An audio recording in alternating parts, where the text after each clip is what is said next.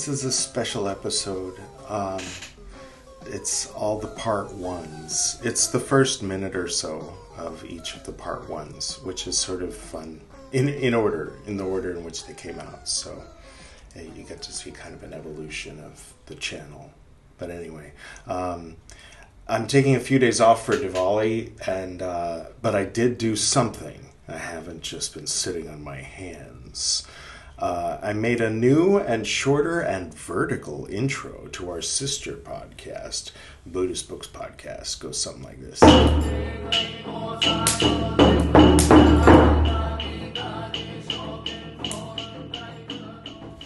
So, Tuesday or Wednesday,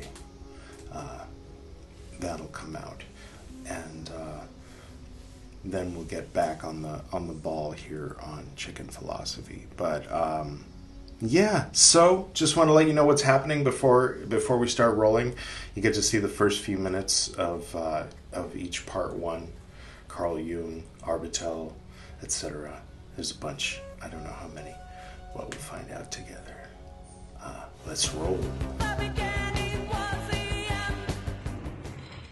Hi. My name's Edward Reed, and this is Chicken Philosophy.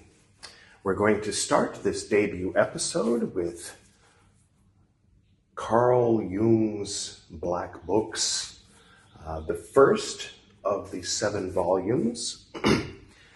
I'll introduce myself and talk a bit at the end, but I want to make this all about the books. So we're going to jump right in. I'll read each page. C.G. Jung, The Black Books, 1913 through 1932.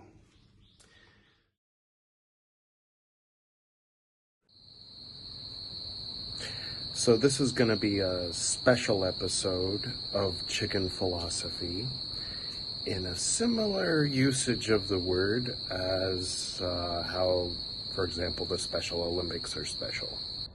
So very special, in other words. Just a bit of background, a couple things. One, I made a podcast out of the Carl Jung Black Books recitals. So if you want to go on Spotify, Apple Podcasts, whatever podcast, and just search for Chicken Philosophy Jung, that'll take you there. If you want to hear me but not see me. But on Spotify, there's the video. YouTube is really the best because I point to the corner and say, oh, well, for reference, you can click there. Anyway, enough about that. So this is going to be like an off-brand, B-level sub series, not even really series, episode of Chicken Philosophy that's not part of the Black Books recitals.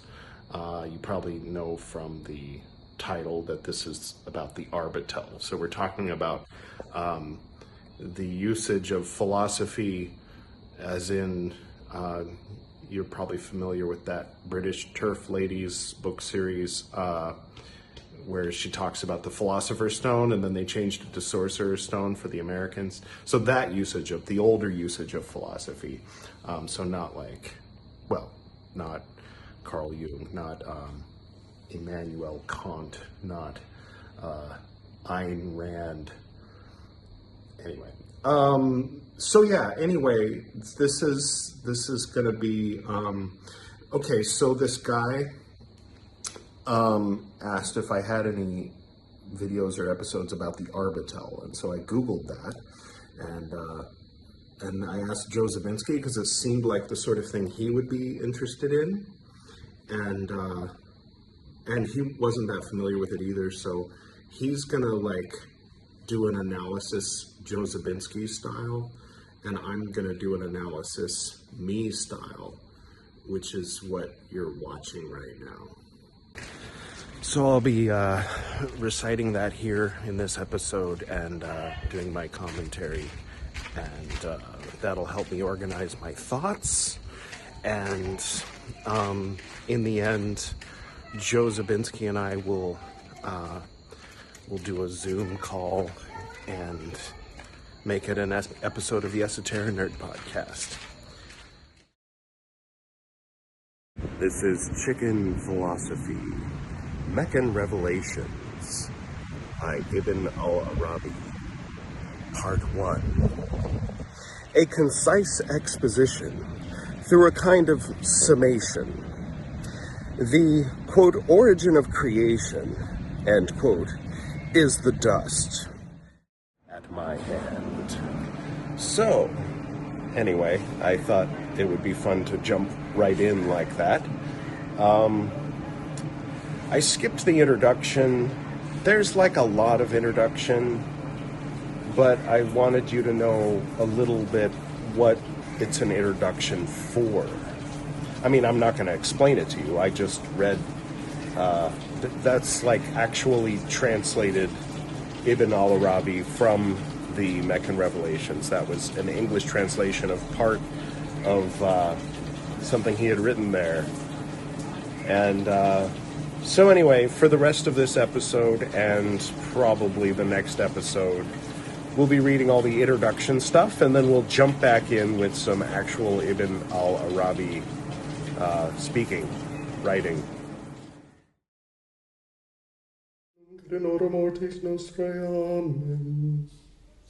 Oh, hi. Just finishing something up. Welcome to Chicken Philosophy's debut episode of Teilhard de Chardin.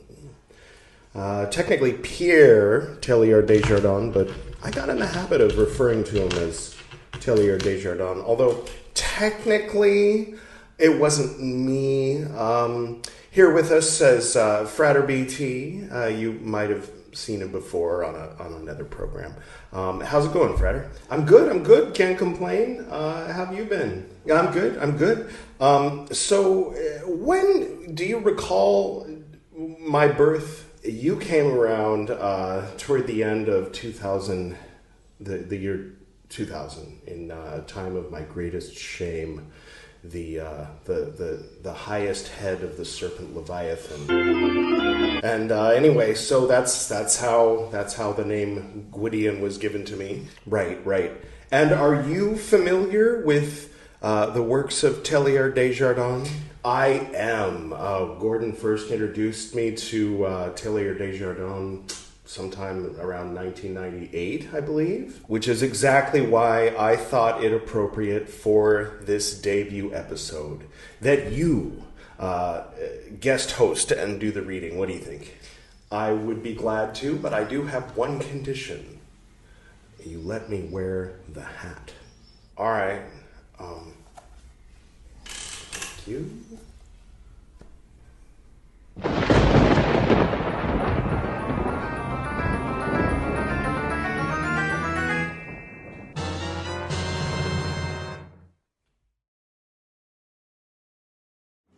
Hello, it's me. I hope everybody's doing well. This, yes, is the start of another series on chicken philosophy. You might be thinking, you're spreading yourself too thin, but not to worry. This will be a limited series. You remember the Arbatel series? There was 8 episodes of that. Probably there won't be too many more than that of this, I think. I don't know. We'll see. It depends on how much I talk and how much I read, I suppose. So, okay, what are we doing here? So the book we're going to read is right here. And so, as you already saw, the title of the video or the episode of the podcast, if you're on the podcast, or the title of the podcast is Chicken Philosophy, Ashtavakra Gita.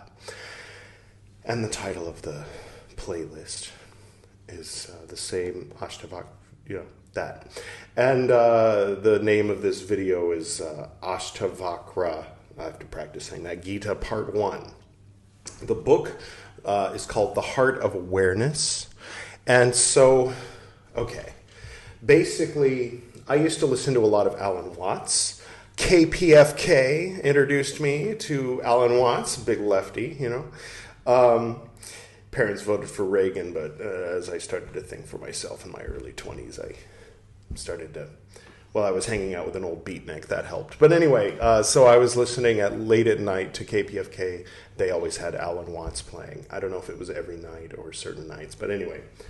So I kind of got used to hearing his perspective and his voice and became kind of like, I like what this guy's saying. And then later, I was in a Western esoteric-based cult for almost 20 years, and there was one point where there was a bad schism, and I won't get into all that, but suffice to say that one of the things that I did to self-medicate to try to maintain sanity or establish sanity that was lacking at the time, so this was 2011, around March, was to listen to hours and hours and hours and hours. I just downloaded all the Alan Watts I could get my hands on through the LimeWire type, the old Nutella network, post-Napster file sharing programs. Anyway, and yeah, I had about 18 hours of Alan Watts. Hit me up if you'd like. I've still got it all on my Google Drive. But anyway, I won't incriminate myself too much. By the way, I'm trying something new with the sound levels, so hopefully this is all right.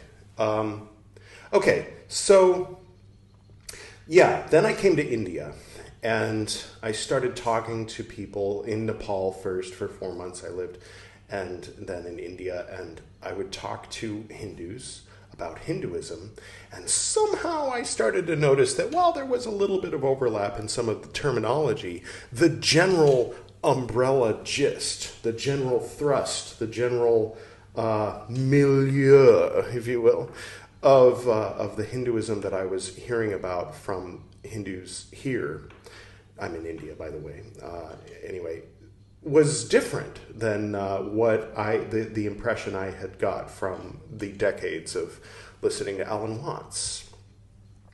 Until I met my wife. I mean, we weren't married at the time. Obviously, we got married after we met, a year after we met. Anyway, she's from Bihar, where the Buddha did all his things, and Jainism and a lot of other sort of a spiritual Mecca there, if you will. Anyway, so the one thing that she wanted me to read, of all the things that could be termed Hindu or Indian philosophy, loosely speaking, was this, this book. She wanted me to get this book and read it. Welcome back. This is Chicken Philosophy, Martin Luther, Part 1. The beginning of a whole new book here on Chicken Philosophy. There's a number of other books that you can find on the channel. But for today, we're gonna begin a whole new section, and in the interest of usually with the first of these, some people will come and check it out that aren't already familiar with Chicken Philosophy. So for the sake of those folks, I'm going to get right to the reading and save my comments and personal, relationship with these things until after the reading. So, without further ado, I remember the water was cold and I was resisting the urge to laugh when they poured it on. But anyway, so that's how I ended up being baptized in a Lutheran church. And now we're reading some Martin Luther. So there you have it. Next time, we're on sort of a rotation. So the next time it'll be Gwydion, which is basically me with a hat reading another book. And the hell are you wearing? Oh, hi, Gwydion. It's new. I got it at Maldagoa, the United Colors of Benetton. It's nice. Thank you. So that's how you're going to leave the episode? Yeah, I guess. Why? Whenever you start a new book on chicken philosophy, it attracts a bunch of people that have never seen you before, and you're just going to let them assume that you're a good Lutheran boy and make all kinds of assumptions based on the way you're dressed. You're wearing it too, and what's wrong with how I'm dressed? Nothing, except you look like you're on your way to a Trump rally. What? The last time I voted in a U.S. election was when I switched from Green Party to Democrat, specifically so I could vote for Bernie Sanders in the 2016 primaries. Ah, socialist, democratic socialist. So this isn't the red of the Republicans. This is more like a communist red. Imagine there's no countries. Oh, sorry, I was just having a moment. Uh-huh. And why the American flag pin?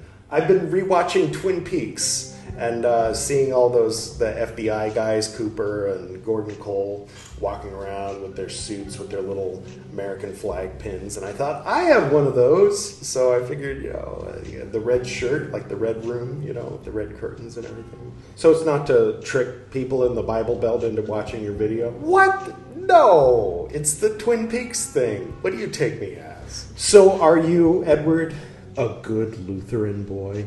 Sure, why not? Maybe a bit of a black sheep of the family, but maybe you can help me understand something here, because I have here this document from the ecumenical director of the Los Angeles Diocese of the Roman Catholic Church. That says here, this is to certify that Edward Charles Reeb, son of John Dan Reeb and Judith Evelyn Saddam, born on the 21st day of September 1978 in Arcadia, California, having been baptized in another church, was received into the Russian Greek Catholic Church through a profession of faith and chrismation, according to the ritual of the Greek Catholic Church on the 8th day of April, 2007. Right. See, what happened was the cult I was in at the time was predominantly Catholic in the higher grades, and the beings that were talking to us through the leader, it's ridiculous. I admit I left a long time ago, but anyway, these beings were guiding us to save Jerusalem, from all the war and the region and between the Abrahamic religions and everything. And somehow that meant that we all had to join one of the mainstream recognized apostolic churches. Why does it say Russian Greek Catholic Church on here instead of Roman Catholic? Okay, so one of the leaders, one of my teachers at the time, was a bit rebellious, and so he became Greek Orthodox rather than Roman Catholic, and he was kind of encouraging me to do the same. And so I determined that to try to bridge the gap between him and the cult leader, I would find one of the Orthodox churches that operate within the Roman Catholic Church. So they're under the Vatican, but they're Orthodox. They do all the Orthodox ceremonies. And inspired by the Lady of Fatima, I decided to find one that was Russian. And I'm sure whether you're talking about Putin's Russian Orthodox Church or the Russian Orthodox Church outside of Russia that formed after the Communist Revolution, or talking about the Russian Orthodox Church within the Catholic Church, they would all agree that the original Russian Orthodox Church was based on the Greek Orthodox Church. And so I think what it is that the Greek Catholic Church was already well established, and so the Russian Catholic Church, the Russian Orthodox Church, and the Catholic Church kind of is connected with them, and so hence... Okay, so you're Catholic. Actually, the Lutheran baptism is acknowledged and recognized by the Catholic Church. So the chrismation is like a confirmation. So, you could say I'm, in a sense, both Lutheran and Catholic. Interesting. Which brings me to the second document I have here. Says, Certificate of Conversion. This is to certify that Edward Charles Reeb, son of John Dan Reeb, has renounced his present Christian religion and, being embraced after influenced by ideology of Hindu religion, want to adopt Hindu religion without any force, with his or her own sweet will or pressure. It goes on. Okay. I was in India, and I met Priyal, and we got married in a Hindu temple in Tamil Nadu in 2019. But then the Brahmins wouldn't fill out the paperwork because they assumed I was Christian because I'm white, even though all my paperwork said that I'm Buddhist. So I just kept renewing my tourist visa, and every 6 months I'd have to leave for Nepal and come back to, start another visa, renew the visa. So then COVID hit, and they were extending people's visas, but my visa was going to expire, and I wasn't going to be able to leave and start a new one or anything like that. So it kind of became urgent that we make the marriage legal and formal so that I could move to a different type of visa and eventually to an OCI. So there is a precedent, I think it was established in the 1950s, that allows interfaith marriage in India to be legally recognized, but rather than going through all those processes and all those steps in the middle of the lockdown, it was much easier to do one of these quick and dirty conversion and marriage ceremonies and then just take the paperwork to the government, and then I could apply for the entry visa as opposed to the tourist visa. So that's basically what happened. But we did have the original one. After the Hindu ceremony, we went to a church and had the marriage blessed by the priest there. A Lutheran church? It was a Catholic church. I see. And I suppose my last question would be, how the hell do you explain this guy? Mine is the sort of Hinduism that embraces great masters, sages, and holy men like Lord Buddha, Mahavir, Guru Nanak, the Prophet Muhammad, and of course our Lord and Savior Jesus Christ. Sounds like you're not the black sheep of the family. You're more like the goat. Nope, stop it. Stop the wheel. Swear to Christ. Catholic, Protestant, Muslim, young Carl Jung, when he was accusing the voices in his head of pulling the Jew card. I'm not going to stop the wheel. I'm going to break the wheel. I appreciate it, Daenerys. I really do. But there's no need to break the wheel. All I'm suggesting is that we maybe crack it in one place, open it out a little bit, and add something in there. Namely, the secret of the golden flower. Those of you who have been paying attention might remember from this one Carl Jung episode. Shortly afterward, Richard Wilhelm sent him the secret of the golden flower. Yes, so this ties in with the Carl Jung stuff. This is a little bit later in life from the journal entries that we've been reading lately. And for those who are seeing Chicken Philosophy for the very first time, because we're starting a new segment, hello! This is what we do here. So, yes, this is an executive decision I'm making. I'm not going to check with the others. I'm just adding this to the wheel. I'm all for it. I think that's a great idea. I concur. It's about time we got something like that on here. I agree. I'm really glad to see that you're adding that. Well, I would have done it anyway, even if you had all been against it. We could probably stop you if we wanted to. All right. Well, anyway, yeah. Again, for those who are new, those are all different aspects of one guy. It's me. I'm the one guy, right? That's Edward. He likes to think that he's the one guy just because his name matches the one on our birth certificate, but in truth, he's the youngest among us. I think I'm a bit younger. 2012, child of the Mayan apocalypse. Edward, I believe, came around 2007, right? That's true. Pymander's a bit younger, but anyway, the point is, my soul has been longing for something fruity and New Age. New Age or Chinese? I mean, it's both. It's not very well known in China. It's, from what I understand, a 17th century, like, automatic writing or channeling or something that someone did, and it got translated into English, and, like, Western philosopher types who are into Eastern philosophy, especially in decades of yore, have made much of this, and kind of some of them are obsessed with it. And Carl Jung, of course, wrote the introduction to it. But it's mostly something that New Agers in places like Australia, UK, US, and Canada get into. But it's like nobody's heard of it in China. So Anyway, all right. So, without further ado, let's bring out the new, updated chicken wheel. I think the gong is a bit much, Edward. Let's maybe never do that again.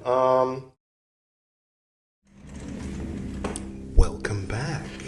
This is Chicken Philosophy, Nag Hammadi, Part 1. This is the beginning of a whole new series on chicken philosophy. As such, there will likely be a few people who are new to chicken philosophy, so bear with me, those who are familiar already, while I talk to them kind of directly.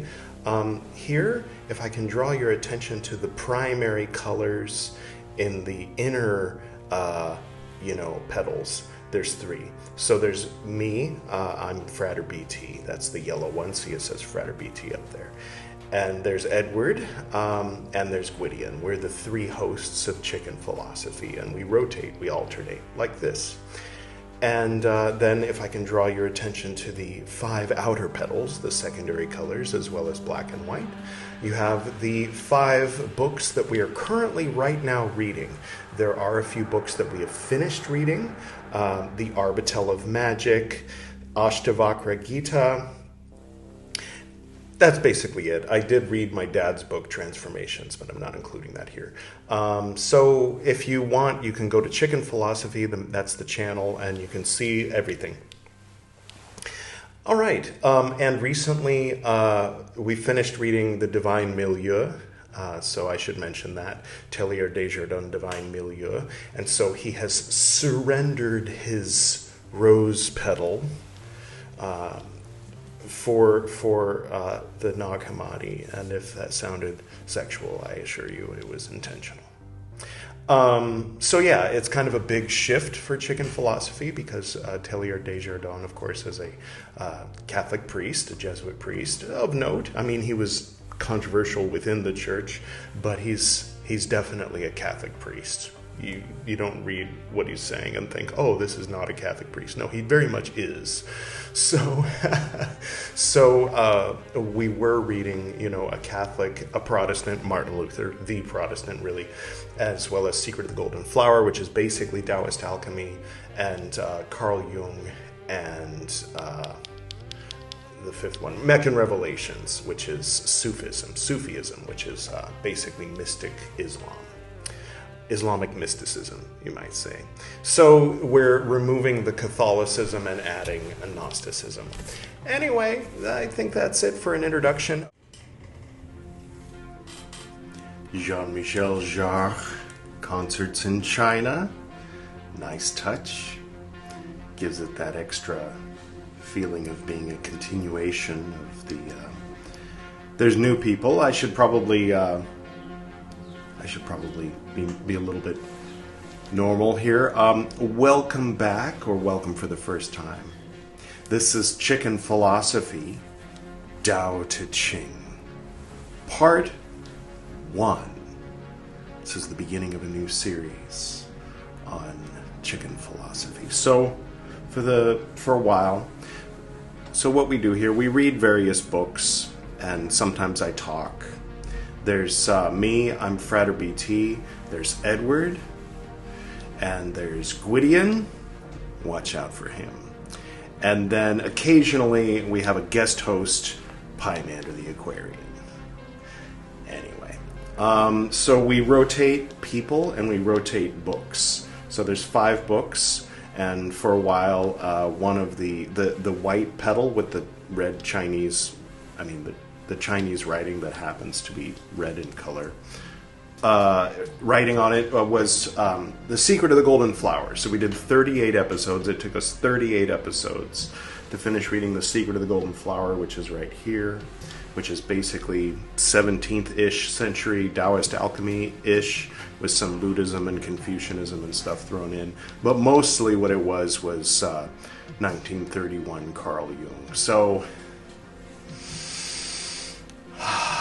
this is a continuation of that series without any Carl Jung. Oh, God. Oh, I just can't get over how good that feels. Chorus.